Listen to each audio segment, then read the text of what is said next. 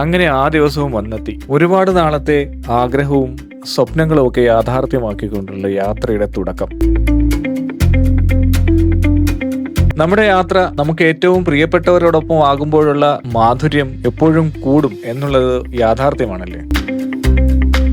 അതെ, ഇത്രയും ദിവസത്തെ എക്സൈറ്റ്മെന്റിന്റെ അങ്ങേയറ്റത്ത് നിന്ന് ഞങ്ങൾ ഈ യാത്ര തുടങ്ങുകയാണ്. ഇതിനു മുമ്പ് പല പല യാത്രകളും പല രാജ്യങ്ങളിലേക്കും അന്നൊന്നും ഇല്ലാതിരുന്ന പ്രത്യേകമായൊരു എക്സൈറ്റ്മെന്റ് ഈ യാത്രയുടെ തുടക്കത്തിൽ തന്നെ ഉണ്ട്. കുറെ നാളത്തെ പ്ലാനിങ്ങും കുറെ നാളത്തെ തയ്യാറെടുപ്പുകളും ഈ യാത്രയ്ക്ക് ഉണ്ടായിരുന്നു. അതെ, എന്റെ സഹോദരങ്ങളും അവരുടെ മക്കളും ഒക്കെ ആയിട്ടുള്ള യാത്രയാണ്. എവിടേക്കെന്നല്ലേ? അതെ, പറയാം. രാവിലെ 4 മണിക്ക് ഞങ്ങളുടെ വീട്ടിൽ നിന്ന് ആരംഭിച്ചതാണ്. എല്ലാവരും രാവിലെ തന്നെ വളരെ നേരത്തെ തന്നെ ഞങ്ങളുടെ വീട്ടിൽ എത്തിച്ചേർന്നു.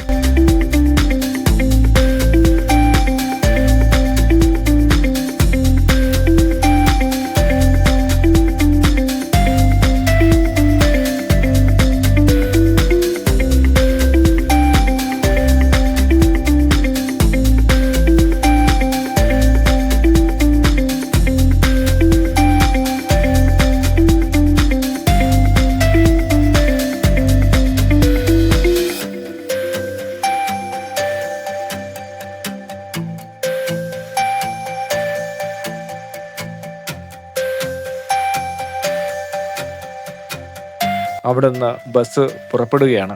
50 സീറ്റുള്ള വലിയൊരു ടൂറിസ്റ്റർ ബസ്സാണ് ഞങ്ങൾ ബുക്ക് ചെയ്തത്. നല്ല സൗകര്യങ്ങളൊക്കെ ഉണ്ട്, കാണാനൊക്കെ നല്ല മൊഞ്ചുള്ള ബസ് തന്നെയായിരുന്നു.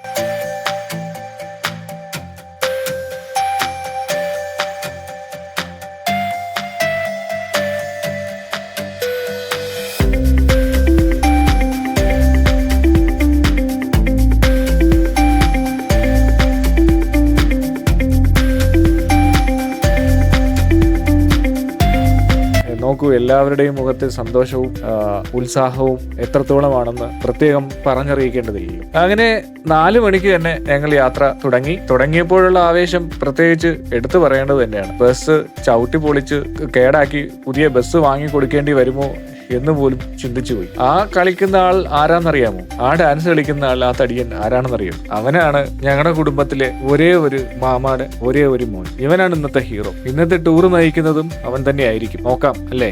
എന്തൊരു ഉത്സാഹമാണ് ഓരോരുത്തർക്കും. പ്രത്യേകം എടുത്തു പറയേണ്ടതില്ല. ഇവരുടെയൊക്കെ പേര് പറയാൻ നിന്നാൽ നാക്ക് കുഴഞ്ഞു പോകും കേട്ടോ. നിങ്ങൾക്കറിയാവുന്ന പലരും ഒരുപക്ഷെ ഇതിനകത്തുണ്ടാവും, അറിയാത്ത ആളുകളും ഉണ്ടാകാം.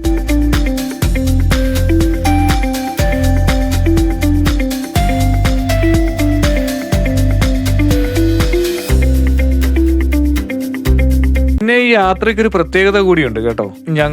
ഞങ്ങളുടെ സഹോദരങ്ങളും അവരുടെ മക്കളുമായിട്ടുള്ള, ഞങ്ങളുടെ ബന്ധുക്കളുമായിട്ടുള്ള ഈ യാത്ര എല്ലാവർക്കും ആദ്യത്തെ തന്നെയാണ്. ഇതിന്റെ ലക്ഷ്യം മറ്റൊന്നുമല്ല, ഞങ്ങളുടെ സഹോദരങ്ങളുടെ മക്കൾ തമ്മിലുള്ള ജനറേഷൻ ഗ്യാപ്പ് അല്ലെങ്കിൽ അവരുടെ തമ്മിലുള്ള ഒരു ഇടപഴകലിനൊരു അവസരം മനഃപൂർവ്വം ഒരുക്കുക എന്നുള്ളതാണ് ഈ ഒരു യാത്രയുടെ പ്രഥമമായ ലക്ഷ്യത്തിൽ ഞങ്ങൾ കണ്ടിട്ടുള്ളത്. അത് ഞങ്ങൾക്ക് പരസ്പരം അറിയാവുന്നതുപോലെ ഞങ്ങളുടെ മക്കൾക്ക് പരസ്പരം അറിയണമെന്നില്ലല്ലോ. അതുകൊണ്ട് തന്നെ അവർക്ക് പരസ്പരം അറിയാനും പരിചയപ്പെടാനും ബന്ധം പുതുക്കാനുള്ള ഒരു അവസരവും കൂടിയായിരുന്നു ഈ യാത്ര. അതുതന്നെയാണ് ഈ യാത്രയുടെ ഒരു ഹൈലൈറ്റും.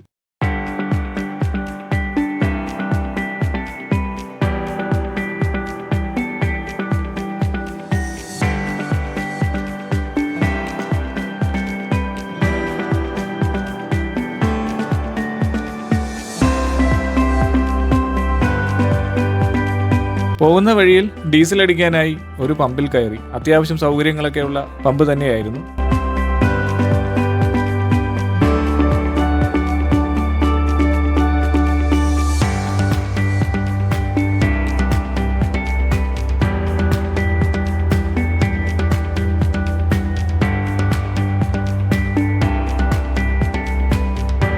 അവിടെ നിന്ന് ബ്രേക്ക്ഫാസ്റ്റ് കഴിക്കാൻ ഞങ്ങൾ തീരുമാനിച്ചു.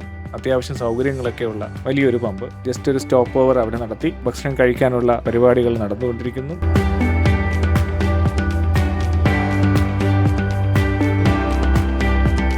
ചെറിയ ചാറ്റൽ മഴയൊക്കെ ഉണ്ട്. എന്നാലും എല്ലാവരും ആവേശത്തിന്റെയും ഉത്സാഹത്തിന്റെയും അങ്ങേ തലക്കിൽ തന്നെയാണെന്ന് പ്രത്യേകം എടുത്തു പറയേണ്ടതില്ലല്ലോ.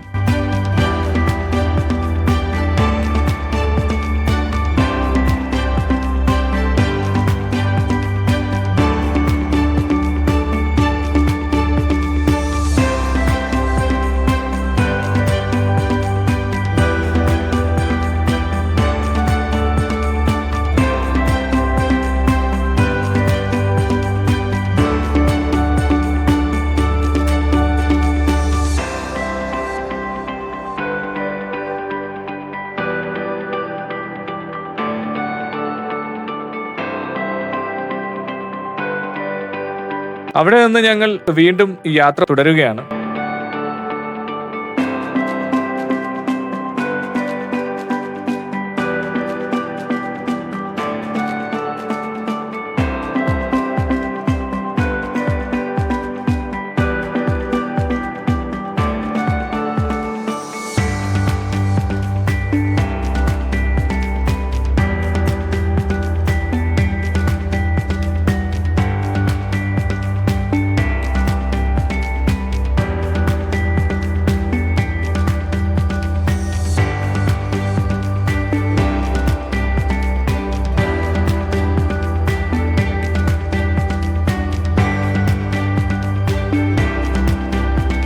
ഞങ്ങൾ പോകുന്നത് വാഗമണിലേക്കാണ്. നോക്കാം എന്തൊക്കെയാണ് അവിടുത്തെ കാഴ്ചകൾ, എന്തൊക്കെയാണ് അവിടുത്തെ പ്രത്യേകതകൾ എന്നൊക്കെ.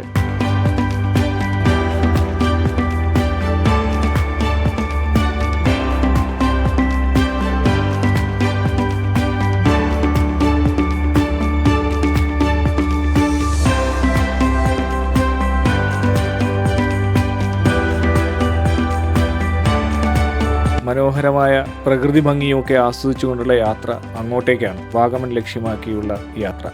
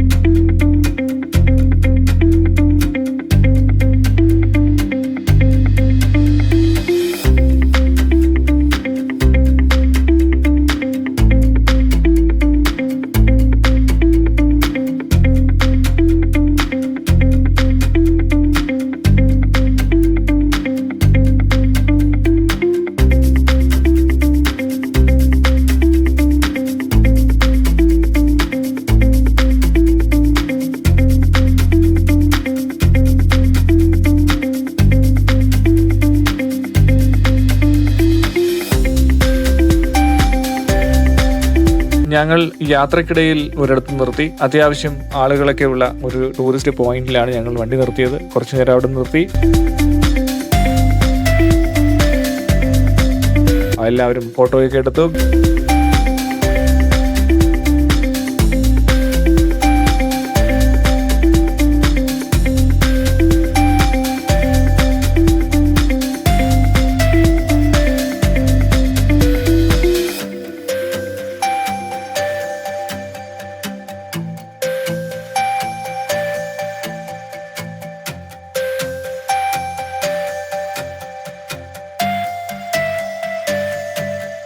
അവിടുന്ന് പിന്നെയും യാത്ര തുടർന്നു. ഇനി അങ്ങ് നിർത്താനുള്ള ഉദ്ദേശമില്ല.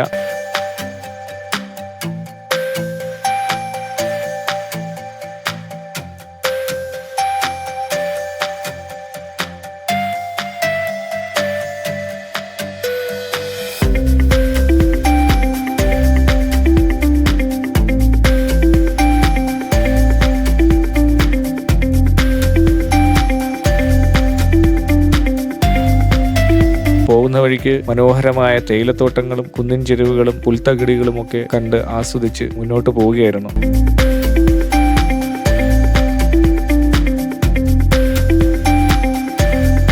വാഗമണിന്റെ സൗന്ദര്യം ആസ്വദിക്കുക മാത്രമല്ല ഈ യാത്രയുടെ ലക്ഷ്യം. കുടുംബ ബന്ധത്തിന്റെ മനോഹാരിതയും സൗന്ദര്യവും അറിയുന്നതിന് വേണ്ടിയുള്ള ഒരു യാത്ര കൂടിയാണ്. അതുകൊണ്ട് തന്നെ ഞങ്ങളുടെയൊക്കെ ജീവിതത്തിൽ മറക്കാനാവാത്ത ഒരു ദിവസം കൂടിയാകും ഇന്നത്തെ ഈ യാത്ര.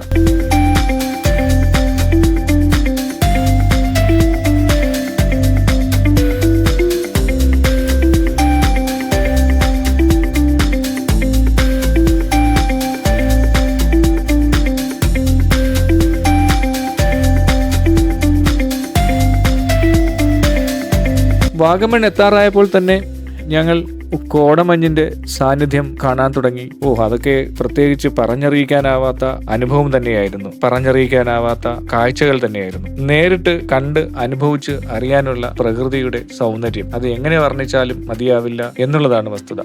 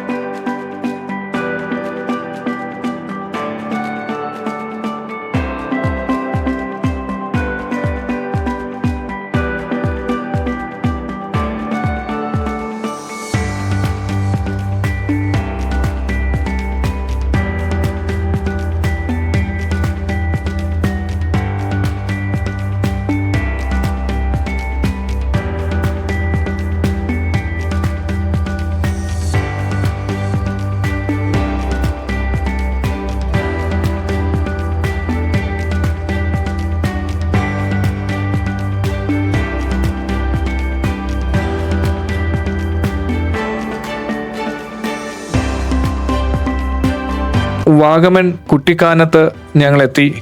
അവിടെ കുറേ നേരം ചിലവഴിച്ചു. ഗ്രൂപ്പായി ഫോട്ടോകളൊക്കെ എടുത്ത് ഒരുപാട് സമയം ഞങ്ങളവിടെ ചിലവഴിച്ചു.